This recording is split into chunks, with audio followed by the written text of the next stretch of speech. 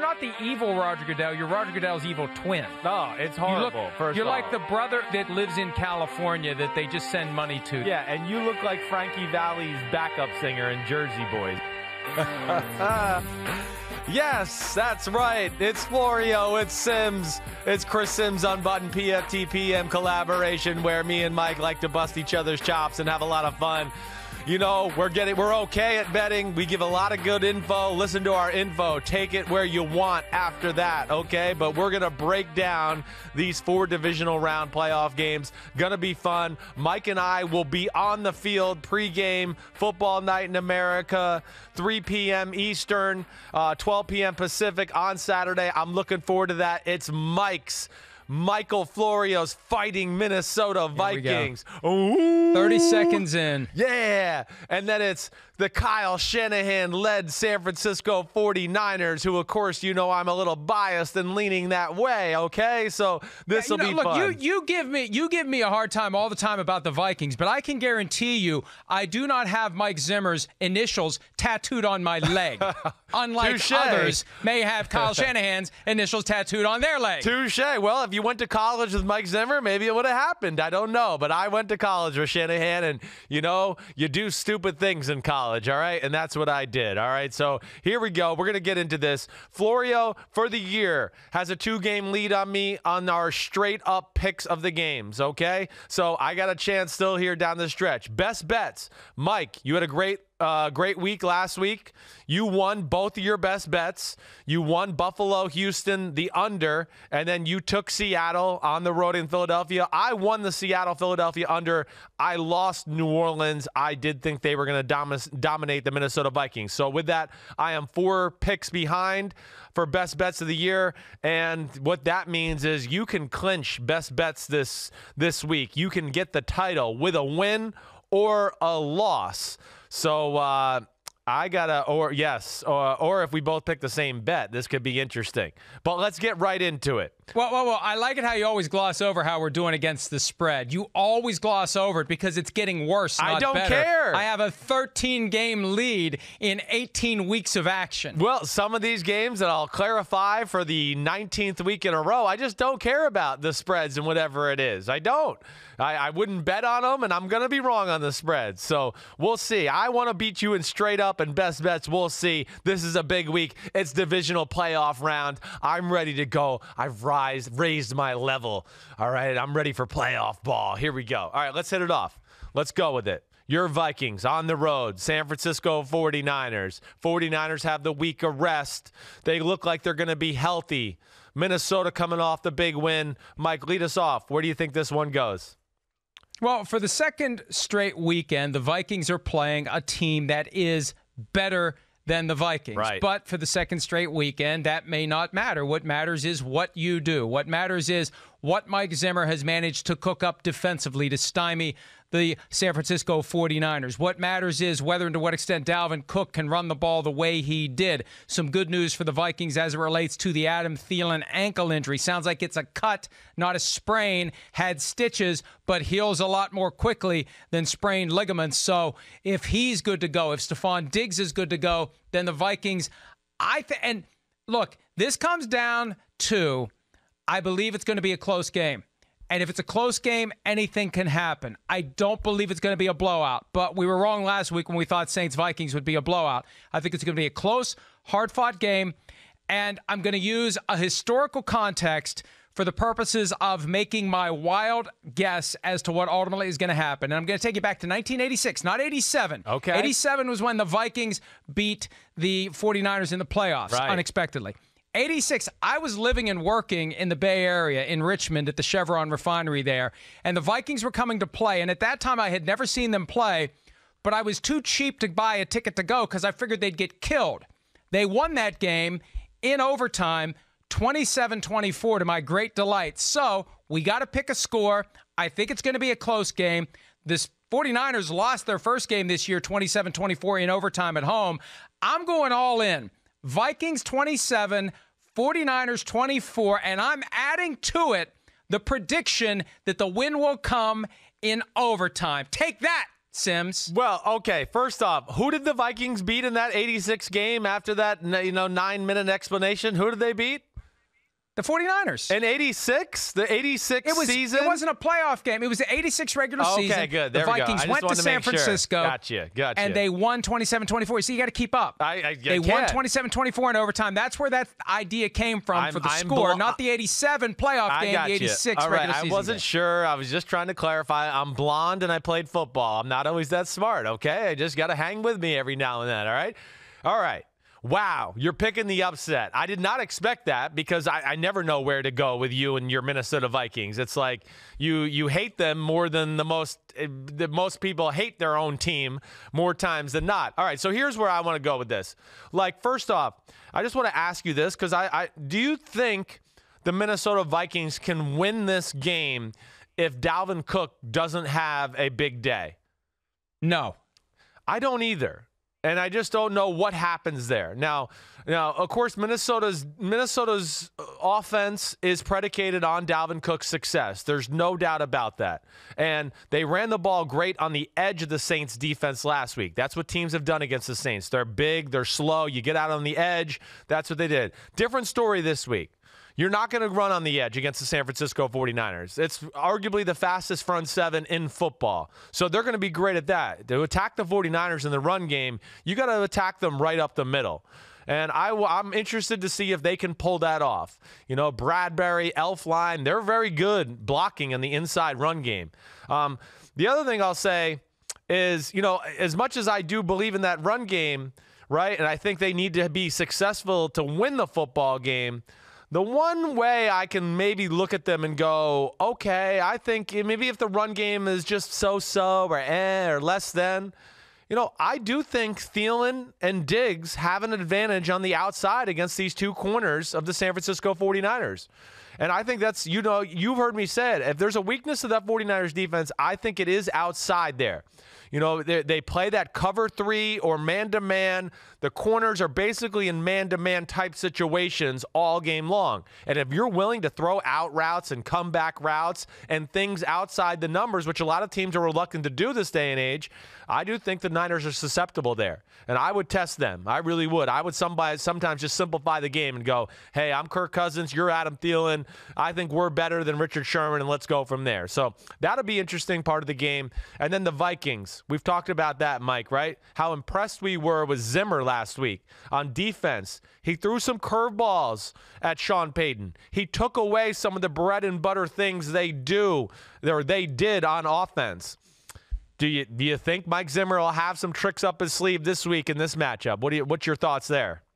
He will. Whether they work or not is a different thing. Sure. But I think he will. The way he discussed it after the win on Sunday, he stopped himself from saying, I plan to have more of the same against the 49ers. But I think Zimmer's attitude for this game and for last game was, we're going to go get it. That's their slogan for the playoffs, right. And the coach has taken it to heart. Look, it's right there, and he's not going to lose because he was careful. If he loses, it's going to be because he was aggressive and it didn't work. So we'll see if it works, but I think he will have some aggressive plans on both sides of the ball. And you may be right. Maybe it's just the threat of Dalvin Cook that's going to have Kirk Cousins coming out from the get-go, throwing the ball all over the place. Right. And maybe they don't need Dalvin Cook to have a big day, but I think they're going to be very aggressive on offense and on defense. Yeah, I think they'll have to be because that's what the 49ers do. And, if you're going to match the 49ers, you better be aggressive. They keep the pressure on you. And I think, yes, Zimmer – and there's another interesting angle. I do think Zimmer has the advantage in the fact that Gary Kubiak and Kirk Cousins are on his staff who have both worked with Kyle Shanahan.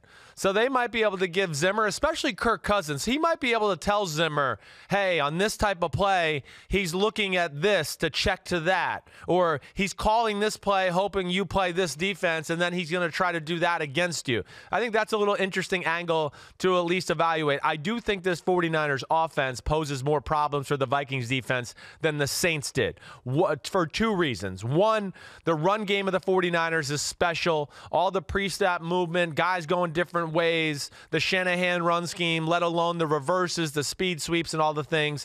And then, unlike the Saints too, This is aggressive passing game. We know Drew Brees and company, they're kind of dink and dunk, which allowed Minnesota to play aggressive and be at the line of scrimmage and never really back their corners off. They better back off this week because Garoppolo and Shanahan will dial up some deep play action passes and try to gash you that way. Hey, listen, I'm excited for this game. I think it's close for a while, but I think ultimately I'm going with the San Francisco 49ers. I'm going with the team that I thought has really been the best one or two teams in football all year, in my opinion. A week off, they're healthy. Shanahan has extra time to prepare. I'm going to go San Francisco 31-17 at home against the Minnesota Vikings, against your Minnesota Vikings, and they will lose, and I will be there to rub it in, just in case you were wondering. Oh, I'm sure that you'll rub it in. I will have escaped by then. The moment that it gets out of hand is the moment I get into a car and head back to the hotel, get my things, head to the airport, and get the first plane going anywhere but San Francisco. Okay, all right. You're like, what do they call that? An Irish goodbye, right? The guy that just like kind of sneaks out of a party and doesn't say bye to anybody. That's going to be you, or at least I'm hoping it's you on Saturday. All right, let's get to game 2 of Saturday night. We got the Tennessee Titans coming off, one of the biggest victories in the history of their franchise, really. On the road, defeating the defending champions, Tom Brady, Bill Belichick, going now to the champions of the AFC to this point, and that's the Baltimore Ravens. Lamar Jackson coming off a bye week. Mike, do you think there's a way the Titans keep this close? Do you think they can pull it off? How do you think this unfolds? I think the Titans will give the Ravens everything they can handle. I think one of the 6 seeds will win, and there's a chance both will win. Between the two, I threw the dart in the direction of the Vikings.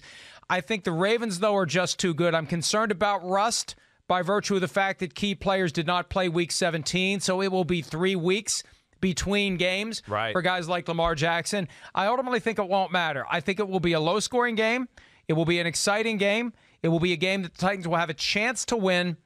But ultimately, I think the Ravens are just too good to give into the trap and fall into the trap, rather, that the Patriots fell into against the Titans. I think they can slow down Derrick Henry. I think the offense of the Ravens relative to the offense of the Titans is better, more dynamic, and will do enough. And they may not, we've seen some blowouts from the Ravens. I don't think it's going to be a blowout. And it's not really a threading of the needle because it's a 9.5-point spread. I like the Ravens to win the game, but only by the score of 20-13. I like the Titans to cover that 9.5-point spread. I think that's too much. I think the game will be closer than that, even though I ultimately believe the Ravens will advance to the AFC Championship, fueled by Lamar Jackson and a defense that has been underrated all year because we've been so focused on the Baltimore offense. Yeah, no, you're right. The defense, I think that's where I'd like to start the conversation. Mike, do you think... Yeah, I don't think the Tennessee Titans can win a game this week if they put up the same performance they did last week against the New England Patriots. I think as a total defense, this defense gives the Tennessee Titans more problems because they have some true run stuffers in Baltimore. I don't think Derrick Henry's going to be able to run the ball up the middle 28, 30 times against Baltimore. If you're going to have success against Baltimore, you better run on the edge. And so that's the only place I give them success. And I just don't expect them to be able to consistently run the ball successfully. And then I go, okay, so let's go to the pass game. The pass game was underwhelming last week. Wink Martindale is one of the best defensive minds in the game. He will be all over some of your bread and butter concepts, let alone they're really talented in the secondary. I just have a hard time finding, can the Titans generate enough offense? And then on the other side of the ball, I do think Dean Pease and Mike Vrabel will have a few wrinkles up their sleeve to stop this. But I don't know if you can stop it right now. And then with the Ravens being rested and Lamar Jackson, the last time I saw him take days off of practice and have days off was that Thursday night game against the Jets, right? He didn't practice that week. He didn't run. And I remember watching that game going, man, he's got 4 rockets up his butt tonight. He was all over the place. So, within that, I just think the Ravens pose problems for the Titans. I do. And I don't know if the Titans' front 7 is fast enough to track down Lamar when he gets on the edge. I don't know. Maybe I'm wrong here because I know you think it's going to be close. I'm going to go with the Ravens dominating this football game. I am. I'm going to pick them to win 31-14. I do. Wow. I think it'll be one of those where it's, maybe 14-7, then 21-7. And then I wouldn't be surprised if it went to 21-14 and then really just the Ravens kind of slowly put them away somewhere, in the start of the fourth quarter in there. That's how I envision it. We'll see how it goes, Mike. But you're a little more – you think they can pull off the upset here. You don't think it would be a total shock to you. It wouldn't be a total shock to me. I think it will be close. I thought the Titans would cover last week, and they did because they won.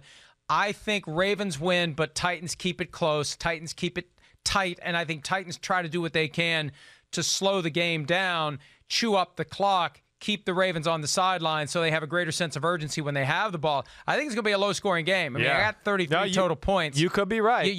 You may be getting a little clue as to where one of my best bets may land in this one. But, yeah, I think it's going to be a low-scoring game. It's going to be a tight game.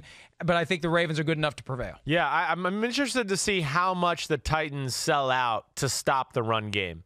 And, are they just going to put people all over the line of scrimmage and say, okay, let's see if Lamar can beat us with his arm? Can Hollywood Brown beat Adoree Jackson and Logan Ryan? And can Mark Andrews get open down the middle of the field in the pass game and Lamar hit him? Like you said, it's been a while since they had to play meaningful football that way too. And there is something to be said about that. So I'm going with the Ravens just in the fact that I think they're the better team. They're going to be rested and just ready to bludgeon people. But I see your side of the story too. I'm not going to say I'm sitting here going, hey, you're crazy. I get it.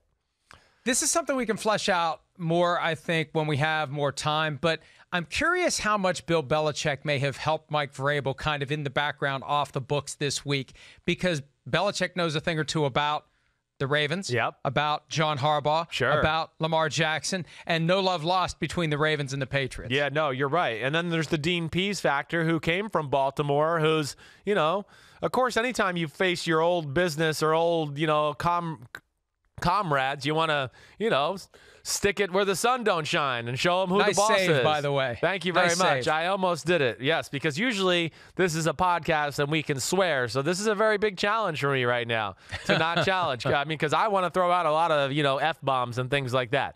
But all right. We're both, you're on the Vikings, I'm on the Niners. We're both on the Ravens. You think the Ravens game will be a little closer than me. Now, let's get to Sunday afternoon. This is, come on, Sunday is just quarterback matchup day. And this is a doozy to start it off. Two young guns and Watson, Mahomes. Houston beat Kansas City in Kansas City earlier this year, but I think Kansas City is a completely different team now, Mike. Mike, what do you think here? How does this unfold? And I agree with you. It was week 6. That may as well have been 6 years ago. The Chiefs' defense is better. Patrick Mahomes told me after that snow globe game against the Broncos that the defense in Kansas City has a swagger that it didn't have in practice, in games. They went through a stretch where they were averaging under 10 points per game allowed. And I think that makes a huge difference against a Texans team that was down 16-0 at home before they woke up. They fall behind by 2 or more scores in Kansas City, and it's going to be over. And this Chiefs team, I think they've been overlooked. They relish the fact that they've been overlooked. They enjoy the fact that they're not carrying that burden that teams like the Ravens and the 49ers are in the postseason, that they're expected to win and that the pressure's on them and they have everything to lose and nothing to gain. And I think that all plays to the advantage. The rest factor, Andy Reid having extra time to prepare, Andy Reid having prepared to play the Texans earlier this year, it all lines up in favor of the Kansas City Chiefs, who are 50 years removed from their last Super Bowl appearance and could be ready to go back. And by the way, Chris, you probably knew this. The Kansas City Chiefs were once the Texans. Did you know that? I did know that. Yes, I did. Yes. The Dallas Texans, for the first few years of their existence, they had the red helmet with the outline of the state of Texas on it. They lost the battle for Dallas with the Cowboys. They moved to Kansas City, became the Chiefs, but they were the Texans. They play the Texans. The Texans come to town, and I think the Texans go home as losers. Kansas City 31, Houston Texans 20. Wow. So wait, say that score again. What was that? 31 Chiefs, 20 Texans. Okay, all right. I hear you there. This is just to bring back some bad memories for you. This Sunday will be the 50th, Saturday, excuse me. This Saturday will be the 50th anniversary of the Chiefs beating your Minnesota Vikings in the Super Bowl. That's all right. I wasn't a fan then. I was only 4. Oh, okay, good. But I just wanted to rub it in on you and your team one more time. 65 toss power trap. Yeah, right. Keep matriculating the ball down the field, guys. There's a lot of great sound bites for that game. But, I think that, the big thing is the Texans did beat the Chiefs the first time around. I get that.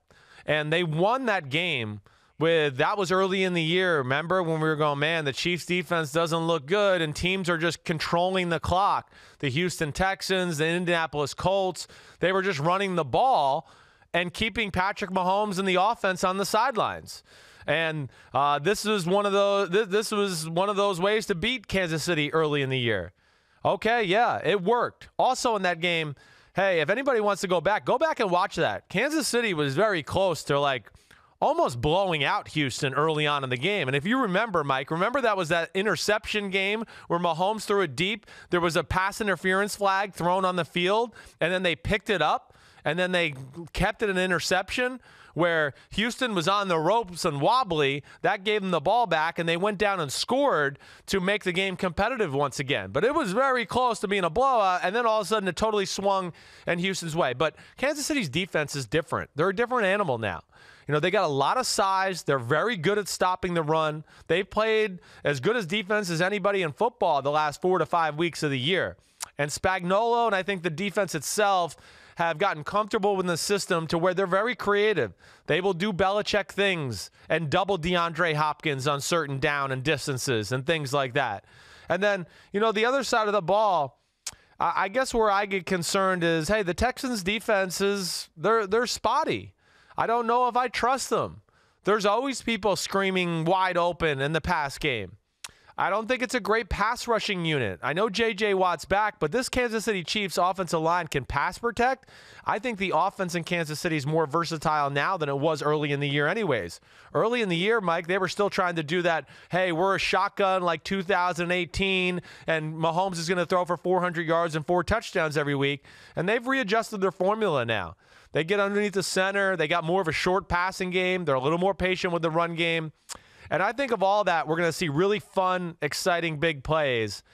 But I just think ultimately I have more faith in the Kansas City Chiefs. I just think they're a more well-rounded team on both sides of the ball. I'm going Chiefs 38-24.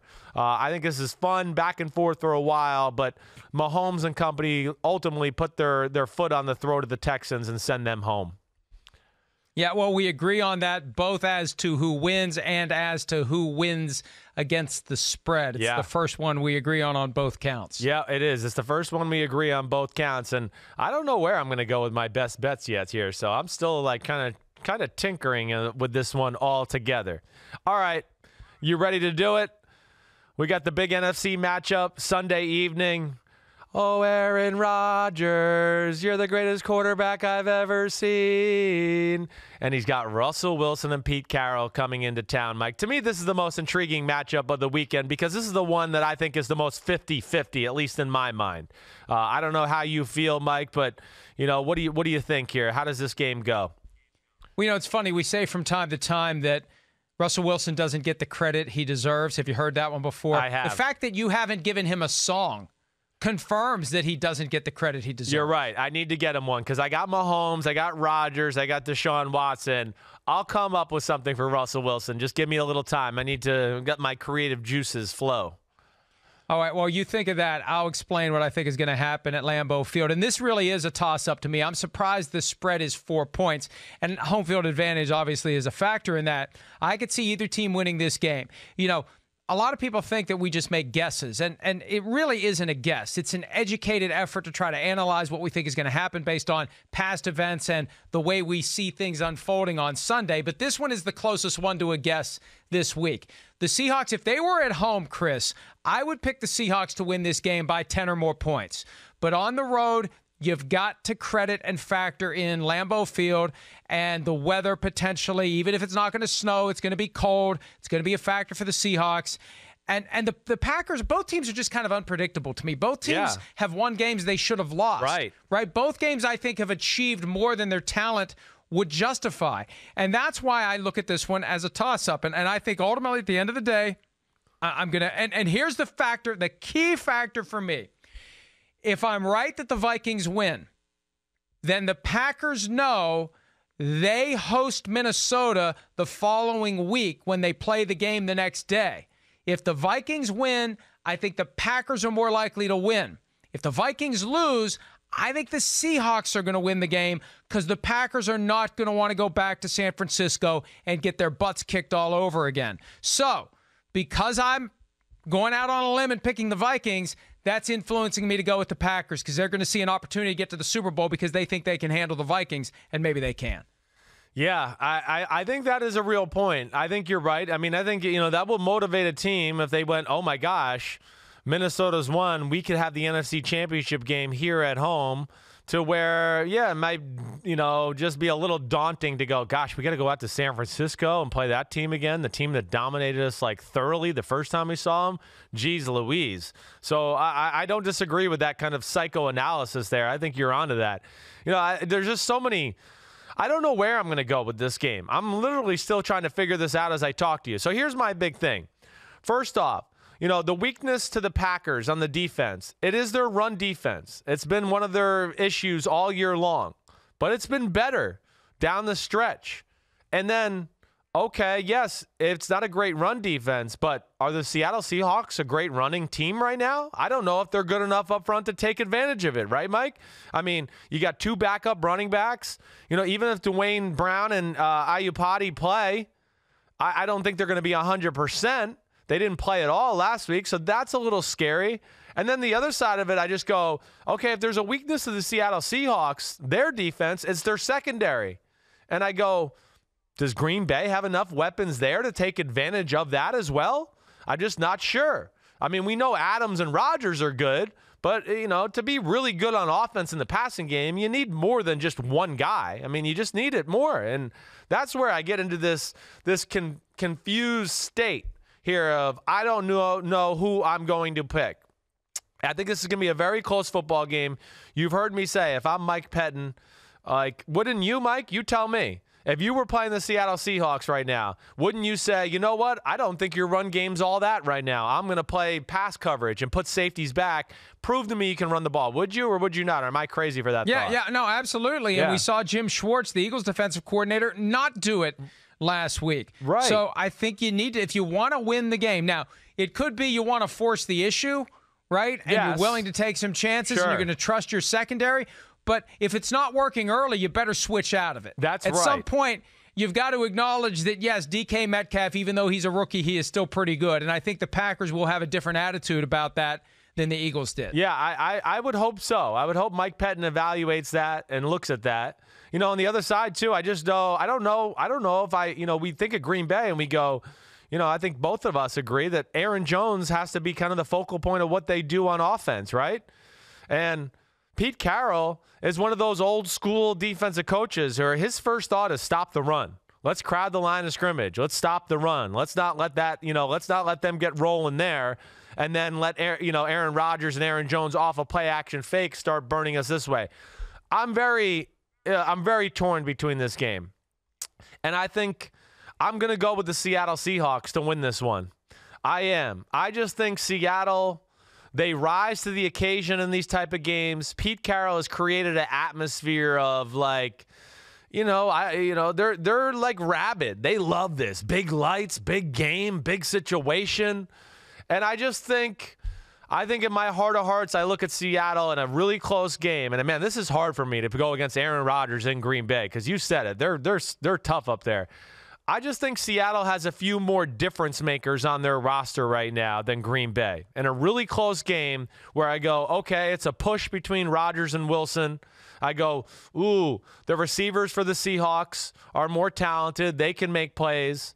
And then I look at, Jadeveon Clowney and that Seattle front to where I think they can create some havoc and make some plays too. I'm going to go Seahawks 24-21, pulling off the upset and therefore going to San Francisco the next week for the NFC Championship game. Woo! So we both see an NFC Championship involving two teams from the same division. Yeah, right. We just have picked different divisions. I've got Vikings-Packers round 3. You've got Seahawks-49ers round 3. And frankly, Seahawks 49ers round 3 would be a much better game, I think, and a much more exciting game. And by the way, my score is 24-21 Packers, so we've got the exact same score. Baby. We're just flipping it. Oh, baby. I like it. I like it a lot. We got two differences here. I can make up the ground this week. I'm just saying. Yeah, you thought the same thing last week, and what happened? Yeah, well, I know. It didn't pick up any ground. All right. Thanks, jerk. Thanks for being Debbie Downer. Before we do our best bets, how about some props coming out of the divisional round? And let's start with one that will be part of the Sunday Night 7 package that is available each and every week of the 2019 football season. The contest still continues, even though the postseason is upon us. And one of the props in the Sunday Night 7, who's going to have more passing yards, Kirk Cousins or Jimmy Garoppolo? Chris, what do you think? Yeah, this is it's a good one, but I'm going to go with Jimmy Garoppolo just because of Shanahan, the run game, their ability to dial up unbelievable play-action passes and screens off the run game. You know, some of these yards Jimmy Garoppolo gets, you and me could do it. But because Shanahan's he's gonna deliver a few guys that are just gonna be like, hey, here's a wide open receiver. If you can hit a wide open receiver 15 yards down the field, it could be a free 30 yards. Do you want it? Do you want it? Do you want it? Going once, going twice. So I'm gonna go with them because Kittle, Deebo Samuel, Emmanuel Sanders, and the run game all together, I think, lead to Jimmy Garoppolo having a better day than Cousins. Yeah, I think it's going to be very close. Yeah. And I'm going to give Garoppolo the edge just because I think Dalvin Cook will have enough yards that you won't need Kirk Cousins to have between 250 and 300 passing yards or more. And I'm looking at that game from 2018, the first game of the season. Jimmy Garoppolo was 15 of 33 at Minnesota. That was his first game after he got his big contract. Yeah, right. 45.5% completion percentage, 7.9 yards per attempt, 261 yards, 1 touchdown, and 3 picks. Yes. That was a long time ago. I know. It was a torn ACL ago. It was different teams. But it's Garoppolo against Mike Zimmer and his defense, and a lot of those pieces are similar. I think Garoppolo will have more yardage, but I think Mike Zimmer may dupe him into making a mistake or two. Yeah, I don't disagree with you there. I still, like we talked about with this matchup a little bit, I do think that the Vikings have a significant advantage on the outside, and I hope they work it. If I'm a Vikings fan, I want to go, damn, what do we pay Thielen and Diggs all this money for if we're not going to work them in some one-on-one opportunities? And San Francisco's a defense that doesn't change it up a whole lot. They don't double people. They run that Seattle scheme, Mike, where, you hear me complain about it a lot. It's too obvious. It's too easy. The quarterback's always comfortable. And I don't think, we saw a little in Week 17 to what you're saying of the Seahawks at the end of the third quarter and the fourth quarter. They just said, hey, we're going to attack this corner over here, Akilla Witherspoon with DK Metcalf, and just start abusing it and just play one-on-one football because we think Russell and DK are better than your guy. If I'm Kirk Cousins and Kubiak and Stefanski, I'm doing the same thing a little bit. I am. I'm going to trust Thielen and Diggs to win against Akilla Witherspoon and Sherman and just take some of those shots. So I'm with you. I think it'll be very close yardage-wise, right? Like, what do you think?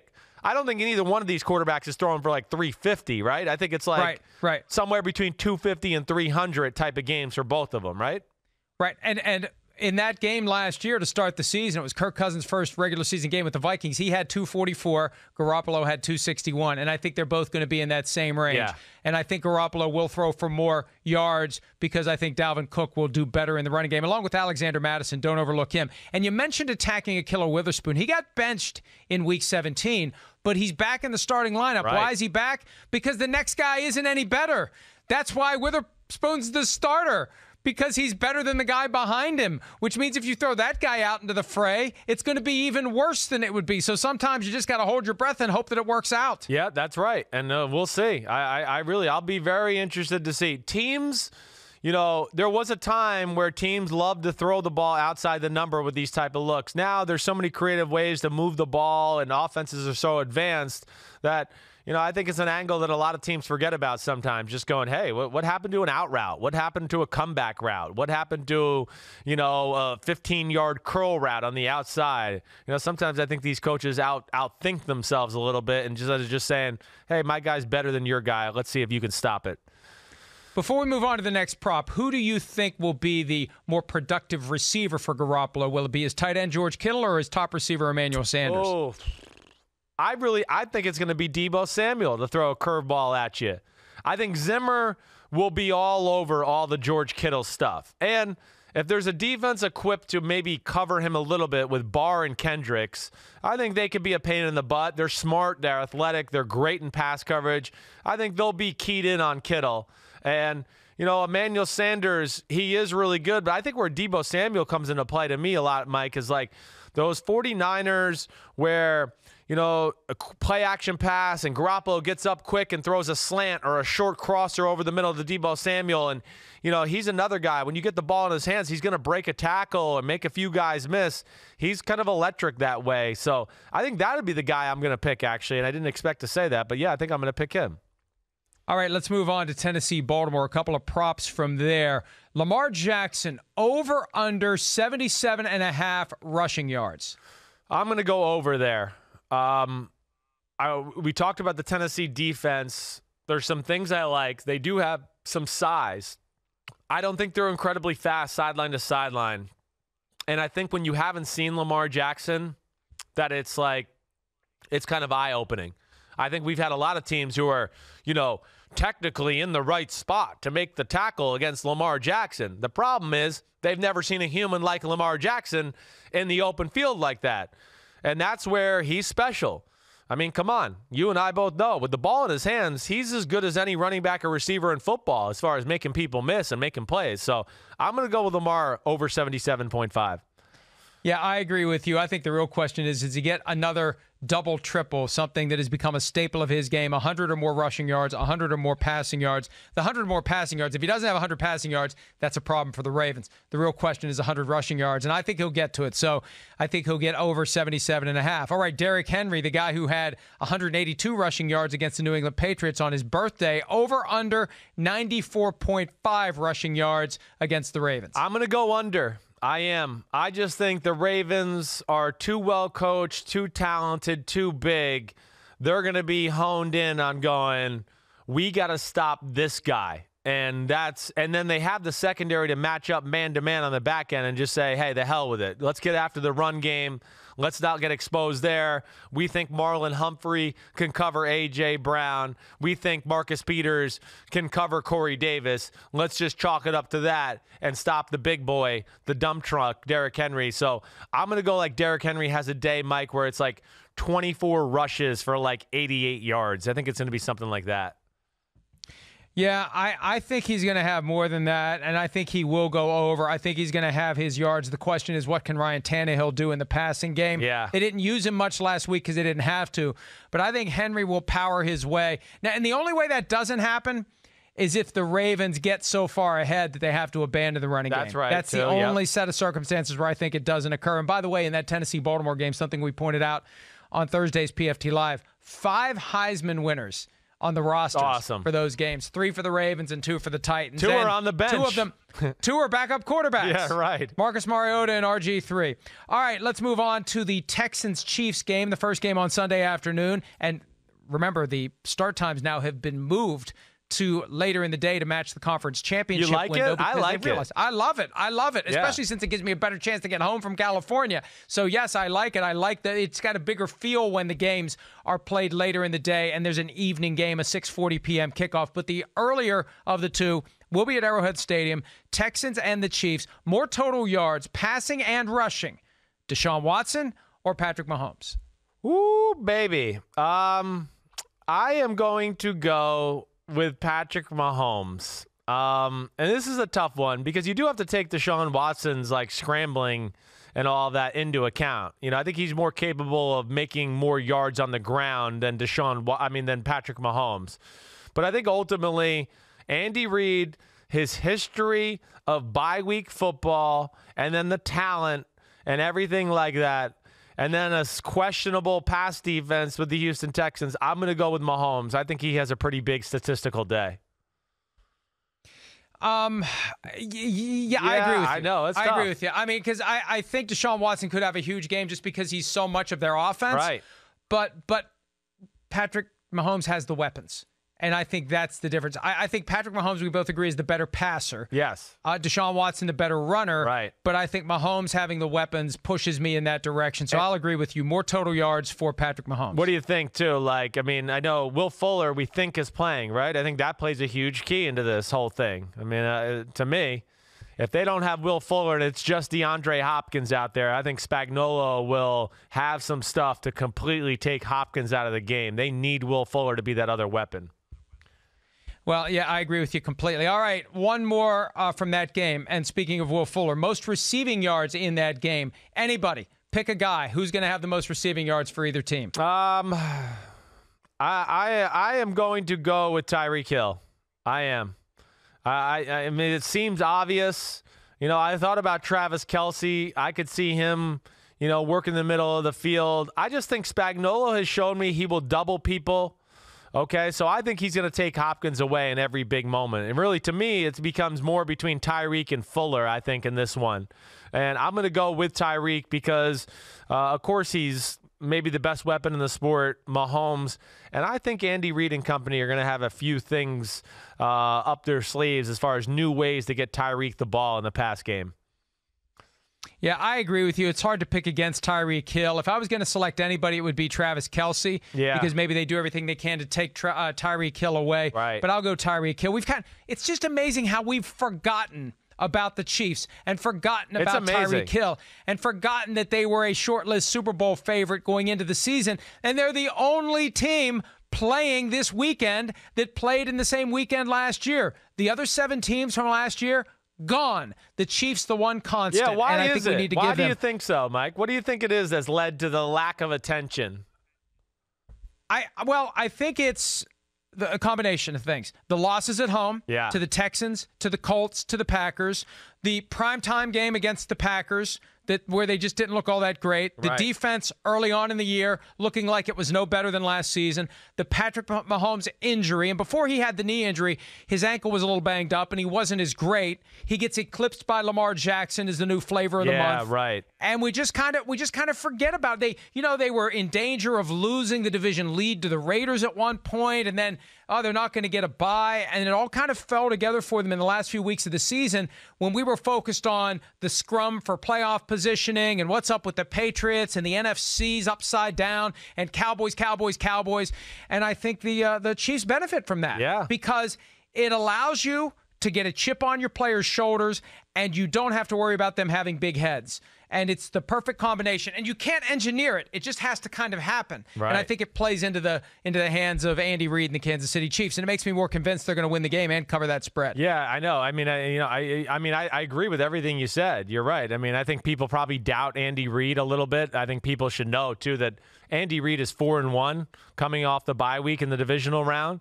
So that bodes well to that. But, yeah, I think ultimately, like you said it, they just weren't the sexy team this year. There was and with Mahomes' injury, and you're right, some of those losses at home and things like that, they lost the sex appeal war to, the Baltimore Ravens and Lamar, like you're talking about. The 49ers, their resurgence. The Packers and Matt LaFleur and Aaron Rodgers, that's a sexy story. So I'm with you, but it is shocking that the team that was in the Final Four last year is like the least talked about team in the Final 8 this year. All right, one last prop. Let's do it very quickly. Yeah. More passing yards in the last game of the weekend, Seahawks-Packers. Will it be Russell Wilson or Aaron Rodgers? I'm going to go with Russell Wilson. I am. This is a close one because I think both teams will rely more on the passing game when all's said and done. I think Seattle will take away Aaron Jones in the run game. I think what happens I think Seattle's run game is not great right now, and they realize it's got to be DK Metcalf and Lockett and Moore and those guys to win the game. And Green Bay traditionally will give you some of those one-on-one chances to make the type of throws that Seattle wants to make and Russell Wilson wants to make. So I'm going to go with Russell Wilson to have more yards than Aaron Rodgers. Not by a lot, but I'd say like 305, and maybe Rodgers is like 290 something like that. I think it's going to be Rodgers just because I think Mike Pettin will be smarter than Jim Schwartz was and take away that downfield passing game and force the Seahawks to run. And I think they will be able to run. I think Marshawn Lynch, with a couple of weeks, he's building up that callus that Jim Harbaugh always talks about. He'll be in better football shape and maybe be more productive. All right, those are the props. Chris, lead us through the best bets of the week. All right, so here we go. Best bets, as we've talked about, Mike has a 4-game lead. I need him to lose these. We have 2 disagreements already, so I like that as far as straight picks. But best bets, here we go, Mike. What do you think? You want to lead it off, or you want to hear mine first? I'll respect my elders. Thanks. I'm happy to lead off for a change. I'm happy to lead off, and I'm going to go to the first game, the game we're going to be at. I've already picked the Vikings to win straight up. My best bet, though, relates to this over-under of 44.5. It's the lowest of the weekend. Are you kidding me? These are the Vikings and the 49ers, and I know there is going to be some defensive punch, but there's also going to be some opportunities to score points, and that is a low over-under. I think this one goes over the 44.5. I've got 51 total points under my projection of 27 to 24. Could be higher scoring than that. I just think, and for me, it's so much easier to get a gut feeling about over-under because there's no, I want to be right about picking the game. No, it's just, I think they're going to score more than 44.5 points combined, period. It's easy. It's an instinctive feel, and, I'm right far more often than I'm wrong about that feel on over-under. Give me over 44.5. Yeah, you are pretty good at it. You're right. And, I thought about that one as well. I did. I kind of was wrestling with it in my own brain.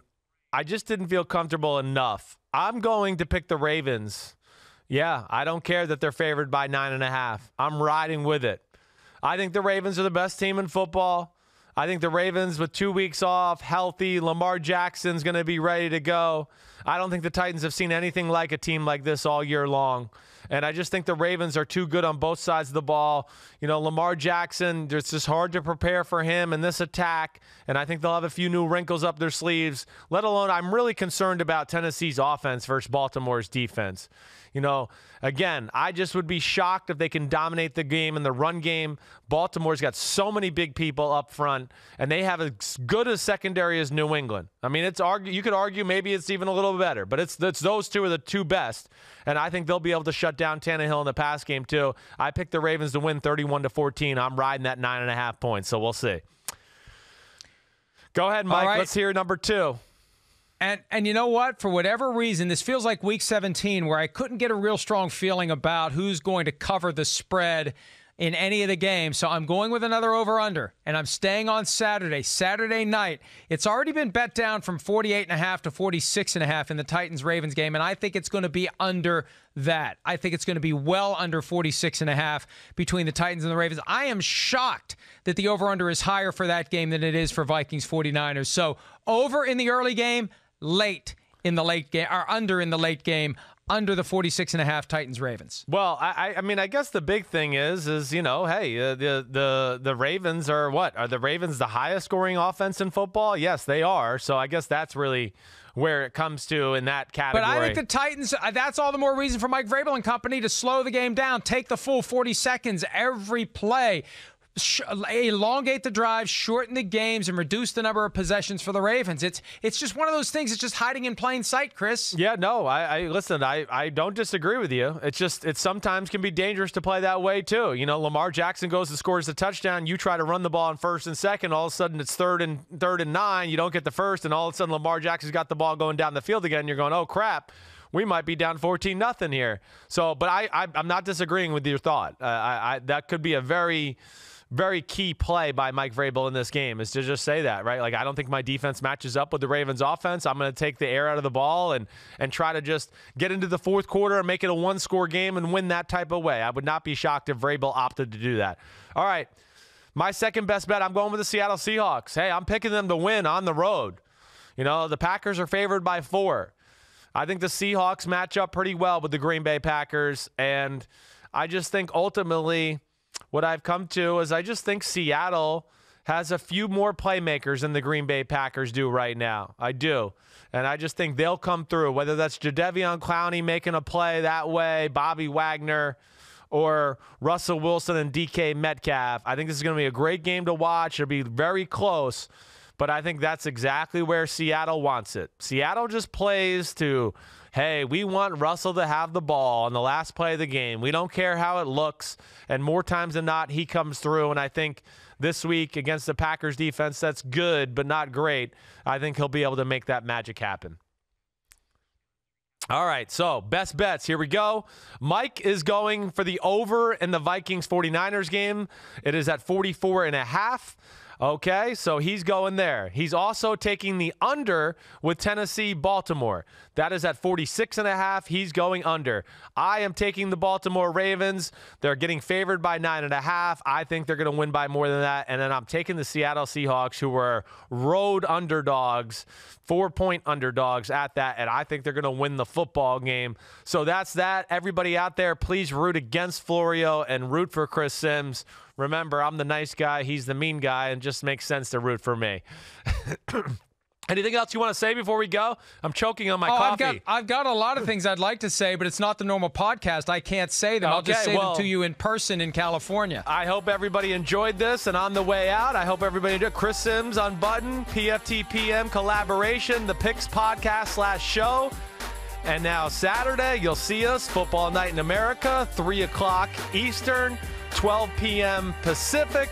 We'll be out there, me, Florio, Vikings, 49ers. We're both pumped to be there. Please tune in and watch that. Hey, Mike, up yours. See you later. Bye. See ya.